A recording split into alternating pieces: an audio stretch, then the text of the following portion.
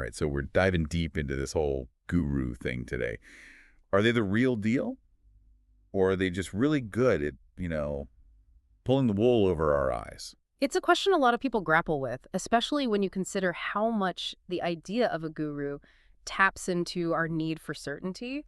Like when life gets messy. Which it always does. Right. It's so tempting to want someone who seems to have it all figured out. Totally. Like, give me the cheat sheet to life, please.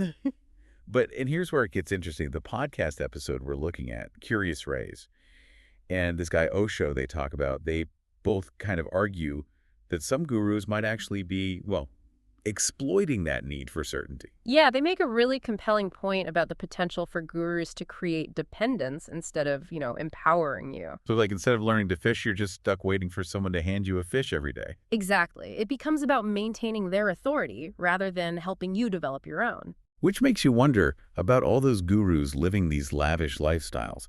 If spirituality is about detaching from material things, then what's with the private jets and the diamond-encrusted robes? It's a bit jarring, isn't it? It does raise questions about the commodification of spirituality. Like, if the whole point is that this wisdom and peace are already within us, why should we have to pay a fortune for it? Seriously. It seems like genuine enlightenment should be more about inner transformation than outward bling. Definitely food for thought. And, that's one of the things Curious Rays really highlighted, how easy it is to get caught up in the guru's persona and overlook some pretty glaring red flags. Oh yeah, they had that whole section on how to spot a fake guru. I was taking notes like crazy. Well, those are some insights worth remembering for sure, because, ultimately it comes down to this. Are they encouraging you to think for yourself, or are they trying to control your thinking? That's a great question. And speaking of questions, this is where Osho's perspective takes a really interesting turn. He actually didn't completely dismiss the idea of having a guru, but he had a very specific take on it. He did. And it might surprise you, considering some of his other views. All right, now I'm really intrigued. Spill the beans. What was Osho's take on the guru-disciple thing? Well, let's just say he used a rather unexpected analogy to explain it. An analogy involving, of all things, a mirror. Okay, a mirror. That's not what I was expecting. How does that even relate to gurus? Well, think about it. When you look in a mirror, you see your reflection. It helps you see yourself more clearly. Yeah, like those little flaws you never noticed before. So is the guru, pointing out our flaws? Not exactly. It's more about them helping you see your true self, your potential, your blind spots, all those things you might not be aware of on your own. I think I'm starting to get it. So the guru is not giving you the answers, but rather they're helping you find those answers within yourself. Exactly. They act as a reflector, helping you see what's already inside you. So it's less about them being the source of wisdom and more about them facilitating your own inner knowing, kind of like a guy on the side instead of a sage on the stage. That's a great way to put it. And here's the really important part of Osho's analogy. Once you've seen yourself clearly in the mirror, you don't need the mirror anymore, right? Wow, I never thought of it that way. So the guru's role is temporary, almost like a stepping stone on the path to self-discovery. Precisely.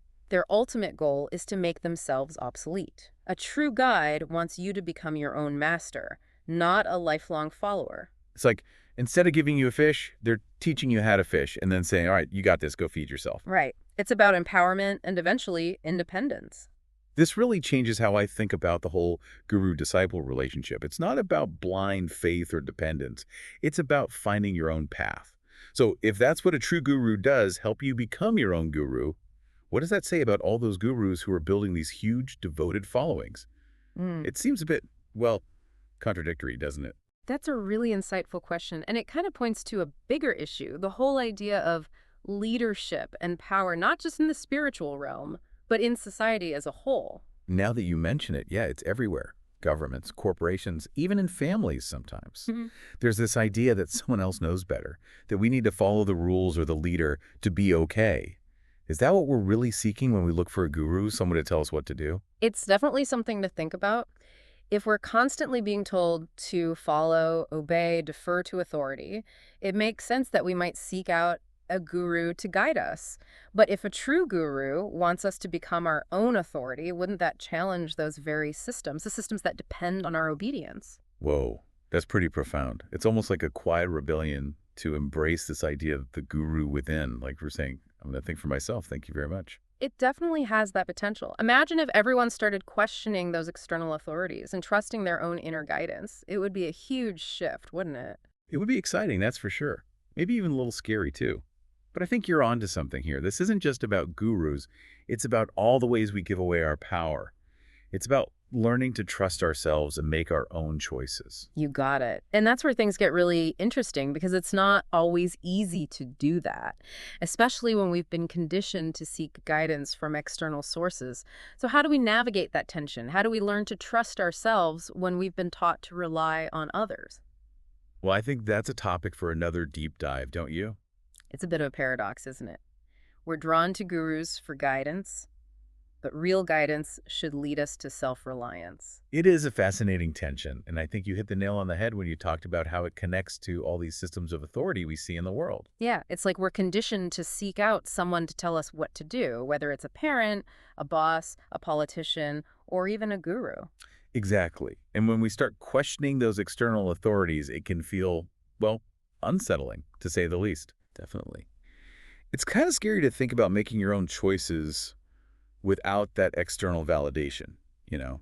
Like, what if I get it wrong? That's a common fear, but it also highlights the beauty of this whole process. It's about embracing the unknown, trusting your intuition, and accepting that you won't always have all the answers. So it's not about achieving some perfect state of self-reliance where we never need any guidance or support. Right. It's more about recognizing that the wisest guidance often comes from within. It's about learning to listen to that inner voice and trusting that you have the capacity to make your own decisions. So how do we actually do that? How do we cultivate that trust in ourselves?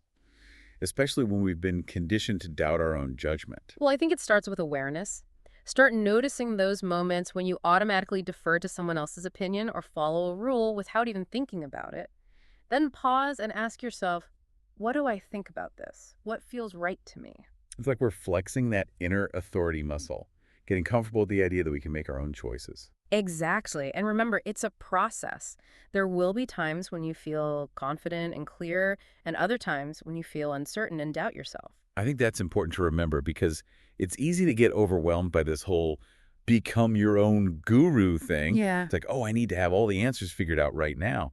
But maybe it's more about the journey, the willingness to keep learning and growing. Beautifully said. It's not about achieving some fixed state of enlightenment. It's about embracing the ongoing process of self-discovery. This has been an eye-opening conversation. We started out talking about gurus, and we've ended up questioning the whole idea of authority and the power of trusting ourselves. It's been quite a journey, hasn't it? And I think it highlights how interconnected these things really are. Our Mhm. spiritual beliefs, our relationship with authority, our capacity for self-trust, they all influence each other. So maybe the real takeaway here is that the guru we've been searching for all along. Is right here inside each of us. Exactly. We have the wisdom, the strength, and the guidance we need within ourselves. It's just a matter of learning to tap into it. So to all our listeners out there, keep exploring, keep questioning, and keep trusting your inner compass. The journey of self-discovery is waiting for you.